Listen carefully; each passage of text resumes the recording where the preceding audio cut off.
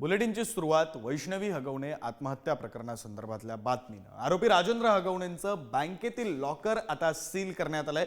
हगवणे कुटुंबियांच्या आलिशान गाड्या, सोनं आणि चांदीची भांडी सुद्धा जप्त करण्यात आली आहेत। तर बँकेमध्ये गहाण टाकलेले 51 तोळे सोनं ताब्यात घेण्यासाठी पोलिसांकडून बँकेसोबत पत्रव्यवहार सुरू आहे। बँकेत गहाण ठेवलेलं सोनं हुंड्यातील असल्याचं पोलिसांनी बँकेला कळवलेलं आहे।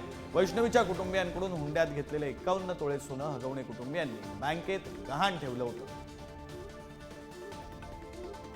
तर हगवणे कुटुंबियांची कोणती संपत्ती जप्त करण्यात आली आपण ग्राफिक्सच्या माध्यमातून पाहू। फॉर्च्युनर कार जप्त करण्यात आली, इंडिवर कार जप्त करण्यात आली। या दोन आलिशान अशा महागड्या कार्स जप्त करण्यात आल्या। महिंद्रा थार ही कार सुद्धा जप्त करण्यात आली, तर एक स्कूटी सुद्धा जप्त करण्यात आलेली आहे। 3 चारचाकी, एक दुचाकी सोबतच चांदीची भांडी जी वैष्णवीच्या कुटुंबियांनी लग्नामध्ये हुंडा म्हणून दिलेली होती ती जप्त करण्यात आली आहेत आणि 2 पिस्तूल ज्यांचे परवाने रद्द झाल्यानंतर ती 2 पिस्तूल सुद्धा पोलिसांनी ताब्यात घेतलेली आहेत।